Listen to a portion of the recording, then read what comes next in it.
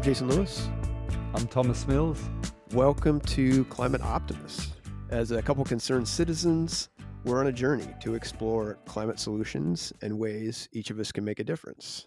And Todd is out this week on another one of his lavish vacations. No, I actually think he has a long home project to work on, but we'll pretend he's in the Mediterranean somewhere. But we're excited in his stead to have Flora Gladwin, our junior producer, joining us for this week's pod. She's a senior at Reed College here in Portland, Oregon, where she'll graduate this spring with a major in anthropology and environmental science. Welcome, Flora. Hi, Jason, and hi, Thomas. I am very excited to be on the show with both of you today. I feel like it's a very fitting one to have a young person, specifically a young woman, talk about. We couldn't agree more. Yeah. Well, we'll get to today's topic. First, wanted to make a quick pitch to folks. While many podcasts have sponsor funding or ad revenue, Climate Optimists, we rely on listener donations to bring you the content that you hear. And, first, thank you to all our generous donors for their support. And if you're a regular listener and you haven't joined our supporting circle, consider hopping on our website and making a donation. Even just $5 a month goes a long way. And while you're there, take a moment to sign up for our monthly newsletter. It offers great facts on climate solutions, perspective on climate news, and tips on how to make a difference. And our February edition is set to come out in the coming week. Well, recently there's been a fair amount of news coverage about how China's population has finally peaked and is beginning to decline. Most of the coverage has painted the event as negative, even dire for, our consumer-based economy without really talking about the bigger picture. And, while it's true that a smaller China will come with challenges, there's really been no mention of how increasing consumption is a major driver behind climate change and biodiversity loss, or, the benefits that generally come when a country moves from, a phase of rapid population growth to one that's more stable or even declining. So, given those deficiencies, we thought it would be good to have a bit more holistic dialogue on the topic and kind of what that means for China, the potential benefits of population decline in general, and of course, implications for the climate. So, before we get into this complex but very interesting topic, Thomas, what's this week's reason for hope? Yeah, Jason. So, according to the Energy Information Administration, only 14% of new electricity generation capacity that's going to come online in the next year will come from fossil fuels. The remainder will be from renewables and a little bit of nuclear. So, this total is going to be about 55 gigawatts in capacity, and that's roughly enough for about somewhere between 18 and 26 million US homes, or of course, about double that of European homes because of efficiencies. But yeah, in particular, it's set to be a big year for solar in 2023, and they'll more than double their previous record for solar installations in a single year. So great move, and we're seeing similar things in Australia. Although unfortunately here, the government recently stepped in and artificially held down the price of gas, which while it creates some short-term relief, unfortunately what it does is it keeps us hooked on it for a little bit longer. So hopefully they can learn from what's happening in some other countries and go, right, instead what we need to be doing is helping people out of gas furnaces and other things that are keeping their energy costs high and help them transition to a zero carbon future. Maybe this is just like a former British colonies issue, right? Because Yeah. clearly Europe gets it. Europe is making a hard pivot away from fossil fuels so that they fix the problem for good. And, whether it's the US or Australia or others, it seems like, the fixation is still on how do we get more of this so we can keep prices down and not hurt consumers.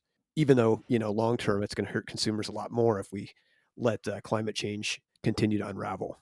Yeah, I guess it's that, like, I don't know, like people say it's maybe the short-term election cycle. Someone was saying to me the other day that, we need to be looking at longer electoral terms. But I mean, they have similar electoral terms in Europe. So I think a big part of it is like, we've just got to get out there and educate people that we really need to move quickly to a zero carbon economy rather than just doing the same old status quo.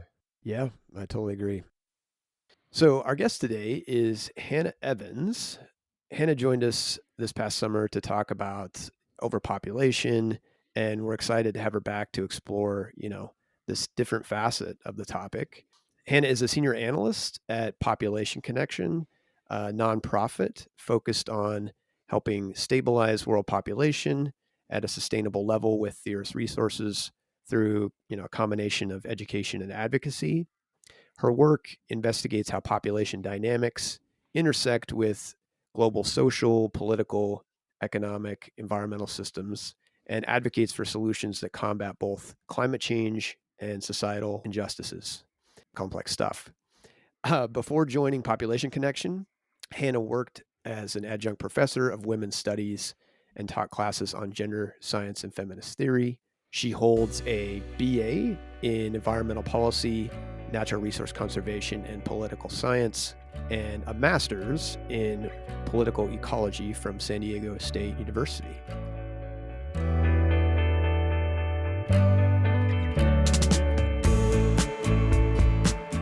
Hannah, welcome to Climate Optimists, or welcome back, I should say. Really happy to be back. Thank you for having me again. So let's start out with the question we always do, and you can add new bits based on things that have occurred since then. But when it comes to efforts to address climate change, what makes you hopeful? Always a great question.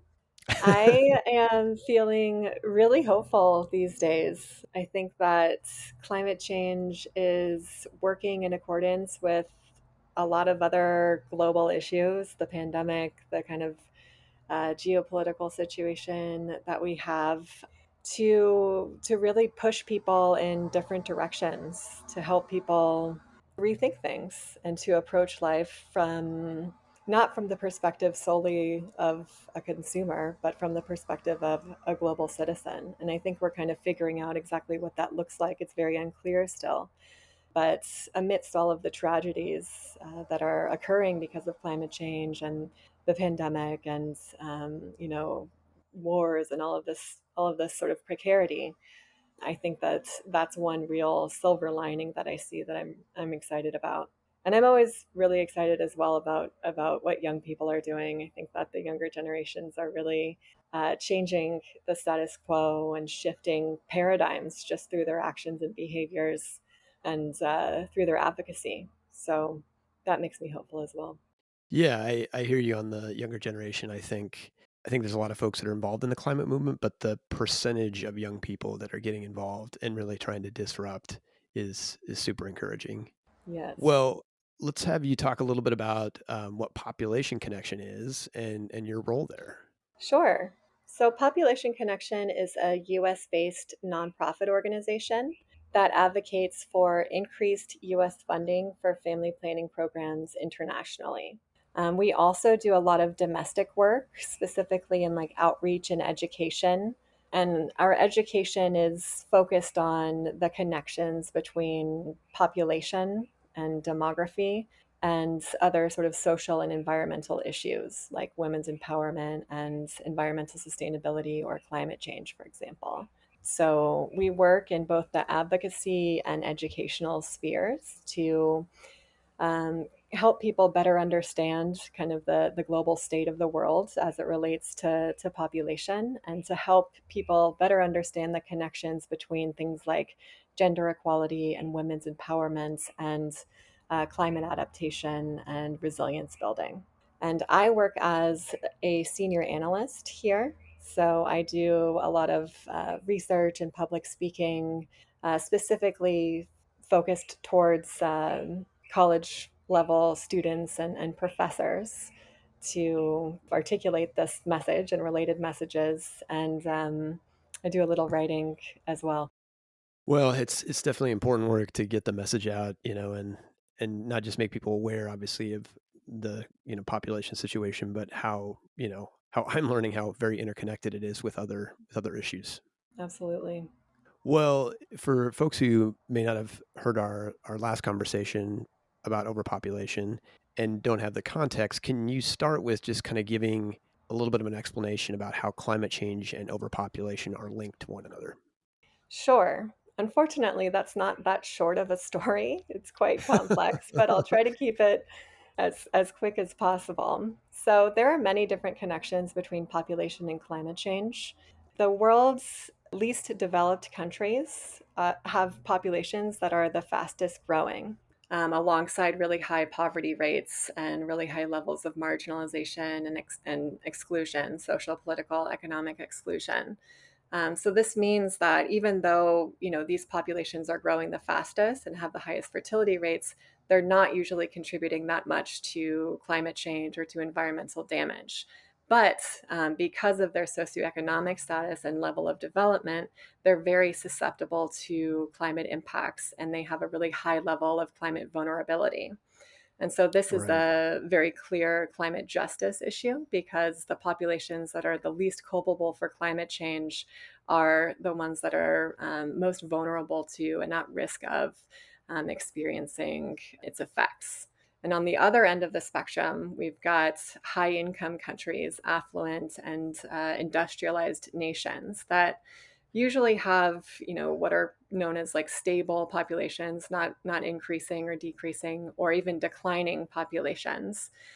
And these areas have really high environmental outputs, both at the individual and country levels. So even though there's a smaller proportion of the population and it's not growing, their environmental outputs and their contributions to climate change are disproportionately higher, Right. astronomically so, than most of the poorer regions. And then in the middle, we've got the low to middle income countries or the emerging markets. And this represents the majority of the Earth's population, about 80% of the global population, and I think around 5 billion people.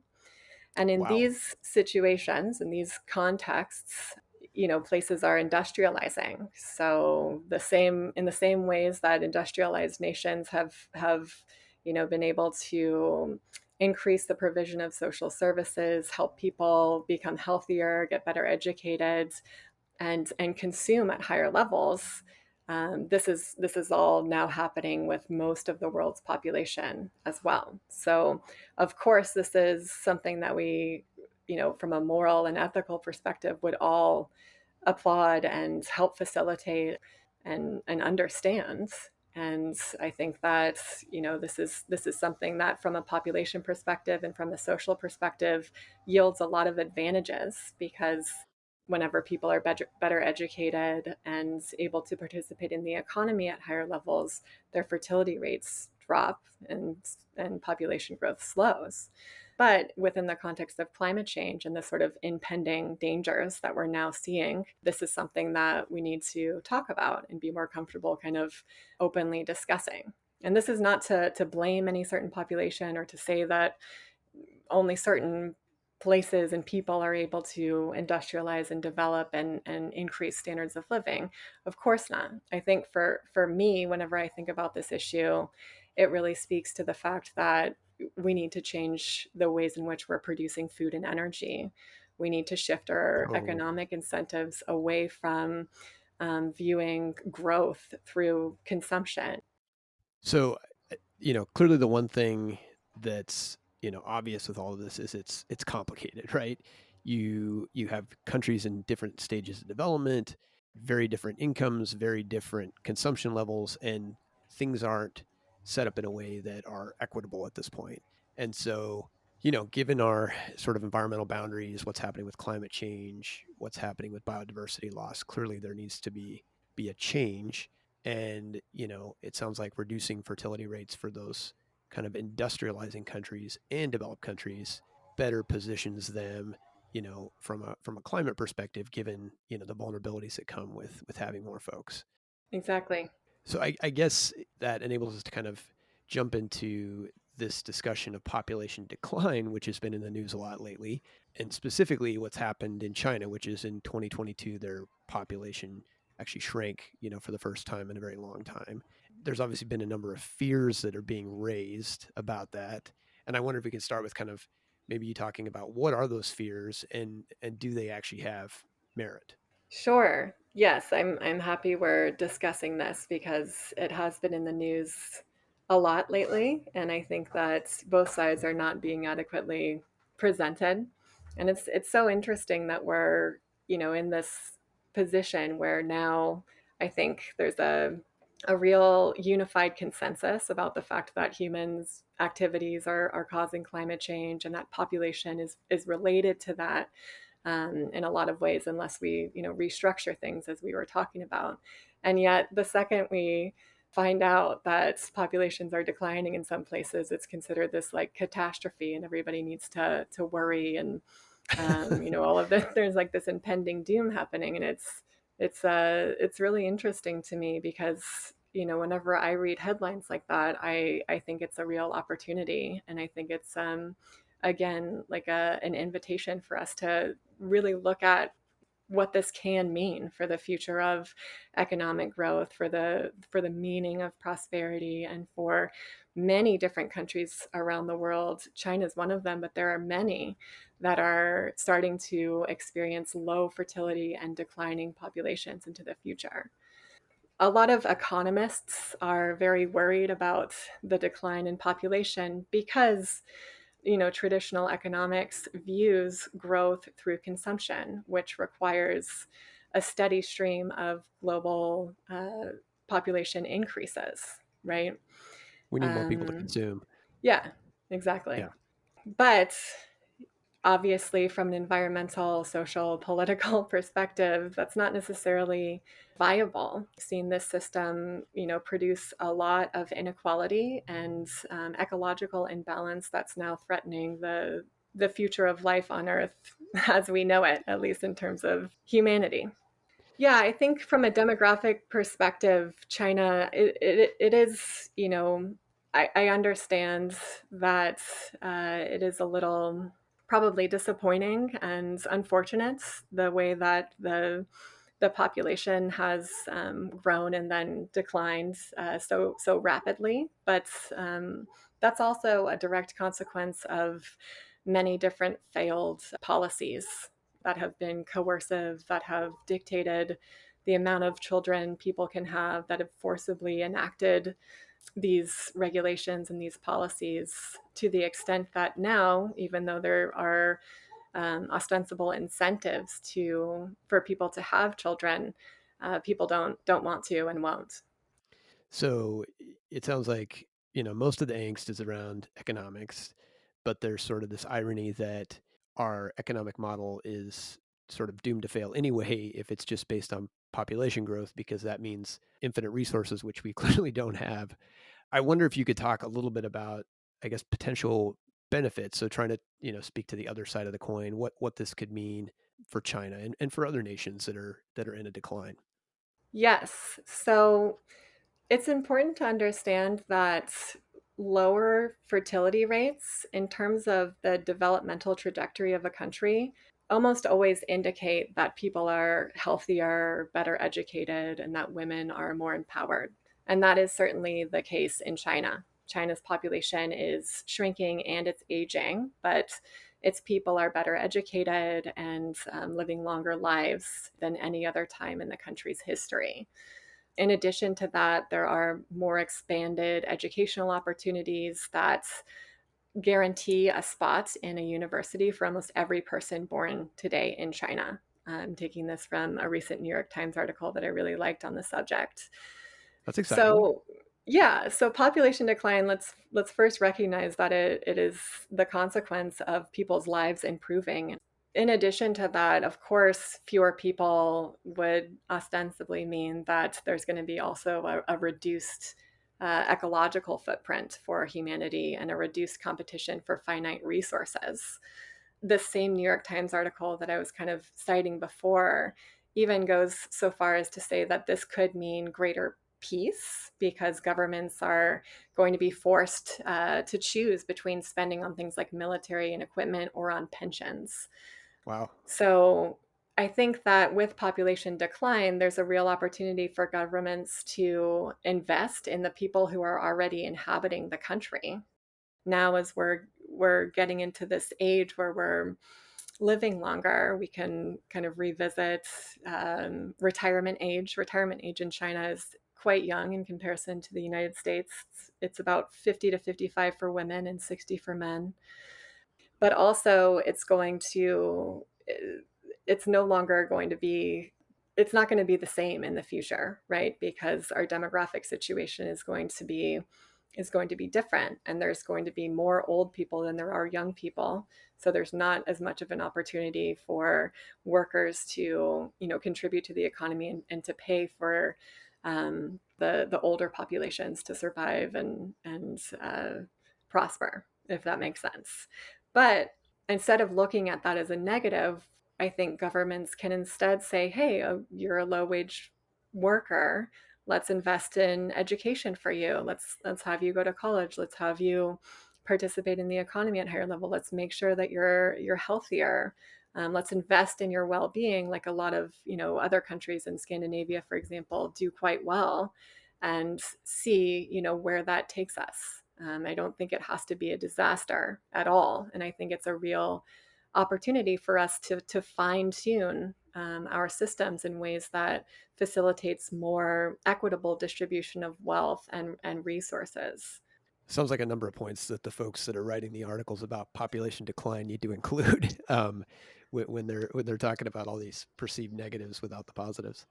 Right. Um, I can't help myself as we're talking, obviously about climate overpopulation and vulnerability, thinking about whether, countries that are wanting to, have maybe a more, wanting to have a slower decline in their population rather than a rapid one, whether there's an opportunity given the fact that we know that, they're already climate refugees. We know there are going to be many more climate refugees. And if that potentially presents an opportunity, right, for those folks who are in need of a home and these countries that are maybe in need of a younger population to help take care of their aging population. Absolutely. And I think that's another aspect of this conversation, is that in order to kind of maintain economic stability, at least as we've defined it, it's going to be really necessary for many countries to accept and welcome in more immigrants. And from a climate justice perspective, that really makes sense if it's the industrialized countries receiving climate refugees. And again, as you put perfectly, it's an opportunity for countries to create more stability within the workforce. The countries, I don't think that most countries are seeing population declines in such rapid numbers as China is experiencing, and that's because of, again, China's policies. But that, I want to just make clear that that demographic situation is daunting and is unfortunate, as I said before, because everything is happening so quickly, and because the economy has not really developed or had enough time to kind of industrialize and develop in ways that have yielded more widespread and equitable distribution of capital and resources. So, as we're talking about population decline, I'm wondering, you know, given all the challenges of overpopulation, how do we, ensure a more, holistic dialogue? Yeah, that's a great question. And I think it's something that it's a dialogue that needs to be had. I think right now it seems like there's the environmental perspective, which is, very wary of environmental degradation and everything that causes it, including, population, consumption, resource use, and so on. And then there's the economic perspective, which seems to view those things as being inherent to uh, human prosperity. And I think that from both perspectives, we can, find a way to come together and to look at the environment as not being separate from the economy, and the economy not being separate from the environment. I think there's real opportunity here for us to, again, re-envision what the future of the planet looks like in a context in which, consumption is not the be all end all for growth. So I think that, all of this is sort of happening anyway. I think, as I said before, climate change is forcing us to kind of have these conversations. We're coming to a period of time in our history where resources are becoming increasingly finite and fueling conflict and fueling food insecurity and really making us sit with, the systems in which we've created. Well, and it seems like the key is sort of, your latter point, which is not just, being able to be honest about the connection between, a growing human population and consumption and how that impacts the environment, but that there is, an opportunity, maybe a better version, if you will, of society in which we aren't dependent on that consumption and we do value our environmental systems that support us. And it doesn't need to mean, uh, economic collapse. Absolutely. And in Japan, in fact, this is a country that has been aging very quickly and has had a declining population since like 2008 or 2010. Um, but their GDP has really remained the same since I think the 90s. And technological innovations have supported, labor supply, and governments have invested more heavily in their citizens. But still, there's an opportunity to do better there. But I think that we can use different examples of industrialized countries that are doing quite well economically, despite declining populations, as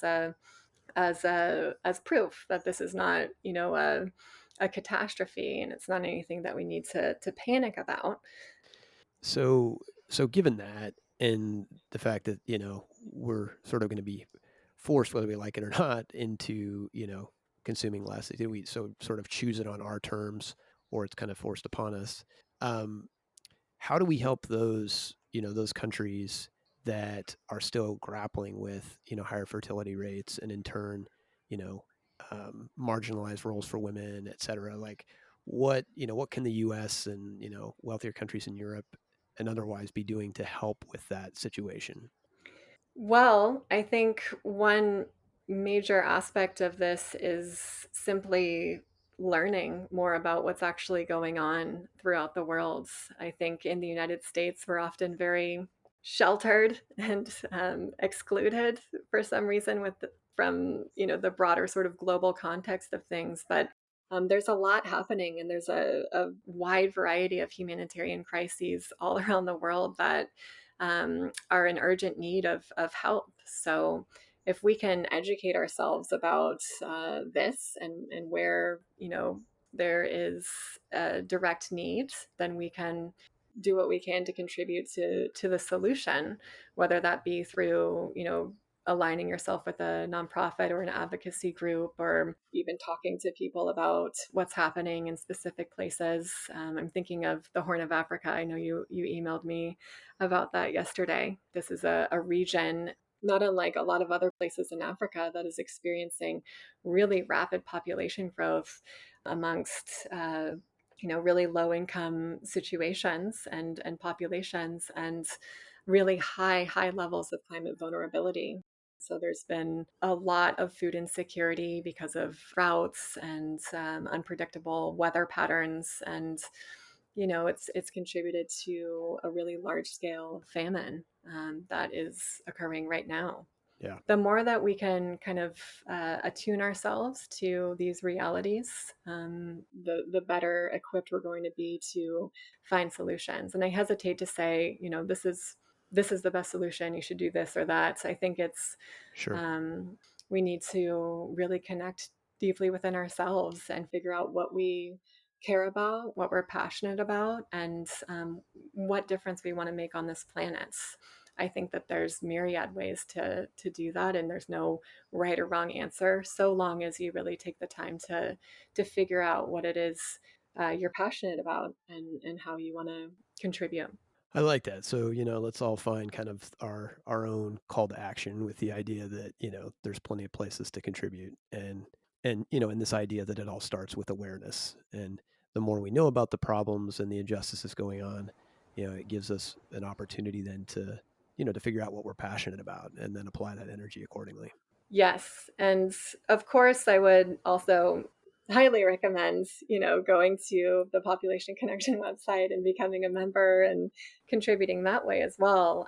We have, plenty of ways to get involved, and the advocacy and sort of international development work we're doing is really impressive. But I just want to also put out there that that's one of many different ways that we can make a difference. And I think within environmental circles, at least in my experience, and as it relates to climate change, I think that we get into this sort of like paralysis of being so uh, overwhelmed with everything that's happening at these big sort of macro global scales. And we internalize a lot of guilt about our own part in this, and our contributions to the problem. But I hope that we can work to get away from that, not because we shouldn't be responsible about our consumption patterns or the way that we're living our lives, but because I think that this is a really good time for us to be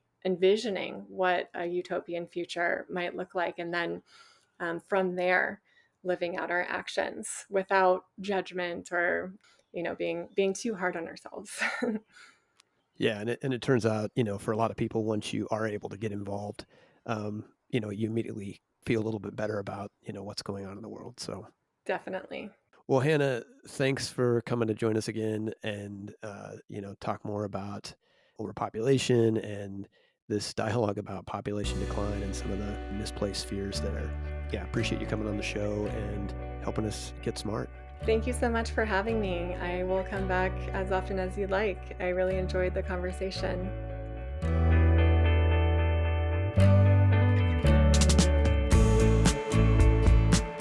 Well, Flora, Thomas, what did you guys think of the interview? Thought it was super interesting. I feel like in general, we kind of can't talk about climate change without getting into the topic of population. But at least for me, in school still, population is kind of a contentious topic. I think in the past, in curriculum, it was kind of seen as a negative thing because it was a way for more like Western nations to kind of displace some of that, or at least to place some of the responsibility for a lot of like big climate change trends on less affluent nations. Right. Um, and so I really liked the way that Hannah, responded in this interview, kind of to that big issue. So to treat population, which I mean obviously is a real concern, as sort of an adaptation problem instead of a mitigation one. So more focused on, what are we going to do with climate change getting worse, with people having to move, with more and more people being affected by all of this. How are we going to make sure that they have the resources, the finances, rather than just a sort of tool of control? I thought that was really well said by Hannah. Yeah, I agree with you. And while it has had a contentious history, it shouldn't prevent us from talking about it. And clearly, as you Mhm. said, Hannah's reframing, I think, is really what we should be focusing on, which is, these nations that the wealthy world, if you will, is going to be, impacting with climate change, or rather our historical emissions are impacting them. We have an opportunity to help them out, provide better education for young women, access to contraception, so they have more, bodily autonomy. And it turns Mhm. out that it actually helps make them more resilient in the face of, whatever it be, droughts, floods, etc. Yeah, definitely. And that's, I mean, a good way to put it, an opportunity. Even more than that, I think a responsibility for sure. And I mean, I couldn't help, and obviously Hannah and I got into it a little bit, thinking about this being, or, this population decline in China and other nations that are seeing maybe a more rapid decline on the horizon, like let's say South Korea, um, as an opportunity to help, you know, again, help countries where folks are already being displaced, and falling under what we call like a climate refugee title, right? The reality is that even if we do our best to ratchet down emissions, those displacements are going to rise rapidly. The think tank IEP said that there could be as many as 1.2 billion people displaced by 2050. So, yeah, it's not to say that we need to move 1.2 billion people to China, but that these countries where there's maybe a concern about having a workforce to be able to support those who are aging, it seems to me a very, equitable and logical opportunity. Look, I think that last point you brought up is similar to what stirred in my mind when I was listening to the interview. I definitely have concerns around cherry picking the people that get to migrate and those that don't. I know David Suzuki has similar concerns where Western nations have become a little notorious for taking the doctors and the engineers and the people with education out of these communities because they might be short of them themselves. And meanwhile, we leave behind the most unfortunate and the least able to look after themselves. And then we continue to have the population problems in those nations because we know that education, especially of women, is directly linked to being able to keep these population numbers in check. So the other one too is this concern I often hear from, especially people in the boomer generation, who's going to look after me when we get old? And I think a lot of that is those concerns are misplaced because of productivity improvements. And when we look at typical productivity improvements, it's every 20 to 40 years, let's call it every generation, there's almost a doubling in productivity. It doesn't matter whether it's farm productivity or manufacturing or even on a domestic side, with new devices, automatic vacuum cleaners and dishwashers and all this sort of technology allow a smaller number of people to look after more people in their old age. So I think these concerns are very much misplaced right now, and we've just got to get people comfortable with the fact that yes, there might be less people looking after more in the future, but they'll be equally as capable or more capable of doing so because of these technology improvements. Yeah, that's a really interesting point, kind of about some of the adjustments that we're going to have to make. So in this case, tech improvements. But then also, I think there's a big question that kind of Hannah teed up for us that I don't exactly know how to get at. So I wonder if either of you have opinions in terms of how we're going to work with maybe shifting the economy in the future. Climate change is super connected to the economy, which is obviously something we've talked about in the podcast before. But she brought up the point more specifically that with decreasing, rates of fertility, decreasing amounts of people, when we have an economy that's based on consumption, go, go, go, we start to worry, right? There's a concern that as that consumption is dropping, we're going to get into trouble. So do either of you have any ideas on what a shift might look like? I'm Great glad you teed us question. up for a really easy question, Flora. Yeah. I don't know that Thomas or I are, any more equipped to Equipped. speak Fair to it, but enough. I think Hannah's right, and increasing consumption in industrialized nations has fueled a massive hunger for fossil fuels. Right?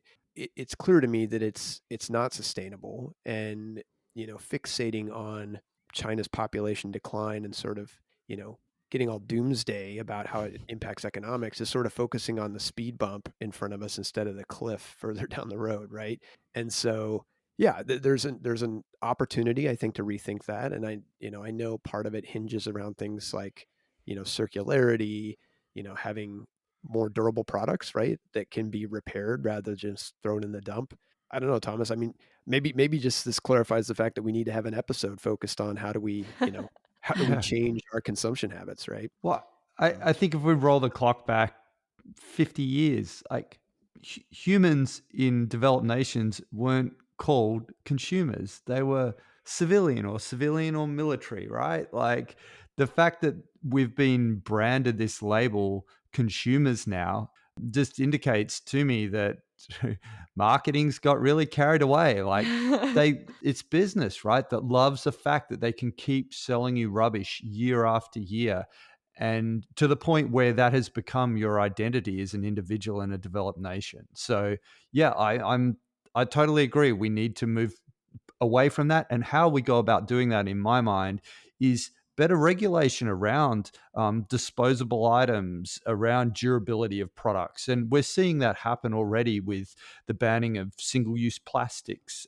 I think that will definitely be part of it. The other thing to remember too is that as that population taps out in these developed nations, we don't have to spend a massive amount of resources on building new buildings, and that infrastructure, not just the homes that these people live in, but the public infrastructure, the hospitals, the train stations, all these other ancillary requirements that come along with a growing population, that doesn't need to happen anymore. And we know that buildings account for about 40%, 40% of the world's carbon dioxide emissions. So if we can put a cap on that, and sure, there's still going to be emissions associated with the operation of these buildings, but it will hopefully be less as we can focus on building or renovating what we have and making it more efficient. So I guess, as usual, all this leads to the question of what can we do? And, for this week, I'd like to encourage folks to, consider a donation to Population Connection, or, sign up to be a part of their volunteer network. Hannah and her team there at Population Connection are doing great work educating folks on the benefits of a stable population. Their advocacy work for policies like increasing funding for women's education and contraception is fantastic. So, if this topic speaks to you, then I would encourage folks to head over to their website and see how you can plug in. You two have any other suggestions? Yeah, we actually haven't talked yet about the fact that March 8th, which is coming up soon-ish, is International Women's Day. And obviously we've already addressed that point that you kind of can't talk about climate change and population without talking about women's issues. International Women's Day has a theme this year of Planet 50/50 by 2030, step it up for gender equality. So I think that that's a really good opportunity to either get involved. There's actually a website for International Women's Day. Yeah, and we'll link that in the show notes. Awesome. Thanks, Flora. So yeah, as usual, no shortage of ways to get involved. And yeah, we'll have a link to the Population Connection website as well. So that's it for this week's episode. Thanks to everybody for tuning in. Come back on February 28th when we'll be talking with one of the climate leaders in Congress, super excited about this, about how we can make progress on climate despite a divided government. Climate Optimists is made possible by Climate Stewards Collective. You can find us on the web at climateoptimist.co. And don't forget to follow us on social at Climate Optimist Podcast.